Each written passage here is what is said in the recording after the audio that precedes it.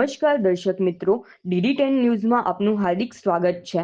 હું છું બોની પ્રિન્સ અને હવે જોઈએ આજના મુખ્ય સમાચાર। અરવલ્લી જિલ્લાના મેઘરજ તાલુકામાં આવેલી ઉમા વિદ્યાલય ખાતે 15મી ઓગસ્ટના સ્વાતંત્ર્ય દિનની ભવ્ય ઉજવણી કરવામાં આવી હતી।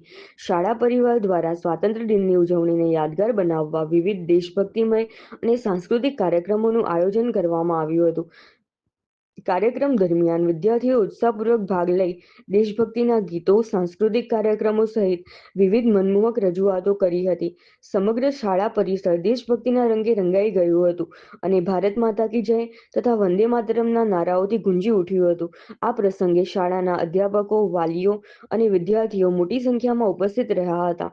વિદ્યાર્થીઓની વિવિધ રજૂઆતોને વાલીઓએ બિરદાવી હતી। શાળા સંચાલન અને શિક્ષકોએ વિદ્યાર્થીઓને સ્વાતંત્ર્ય સંગ્રામના શહીદો તથા મહાન સ્વાતંત્ર્ય સેનાનીઓના બલિદાન વિશે માહિતગાર કરી દેશપ્રેમ અને રાષ્ટ્રભાવનાનો સંદેશ આપ્યો હતો।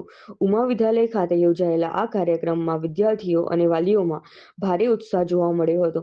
15મી ઓગસ્ટના પાવન પર્વની ઉજવણી દ્વારા વિદ્યાર્થીઓમાં રાષ્ટ્રપ્રેમ, એકતા અને દેશ પ્રત્યેની જવાબદારીની ભાવના વધુ મજબૂત બને તેવો સંદેશ આપવામાં આવ્યો હતો। રિપોર્ટર નરેશ ખરાડી, મેઘરજ। ઉમા કેળવણી મંડળ સંચાલિત ઉમા વિદ્યાલય મેઘરજ ખાતે 80મા સ્વાતંત્ર્ય પર્વની ઉજવણી કરવામાં આવી, જેમાં બહોળી સંખ્યામાં શાળાના વિદ્યાર્થીઓએ પણ ભાગ લીધો। શાળાના સમગ્ર સ્ટાફ અને વાલીઓએ પણ ખૂબ સહકાર આપ્યો અને ખૂબ ઉત્સાહપૂર્વક આ પર્વની ઉજવણી કરવામાં આવી।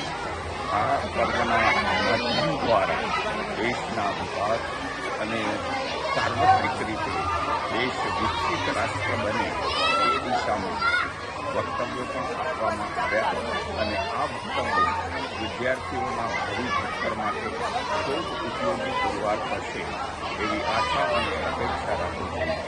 આ સાથે ફરીથી 80મા સ્વાતંત્ર્ય પર્વની સર્વેને શુભકામનાઓ પાઠવું છું।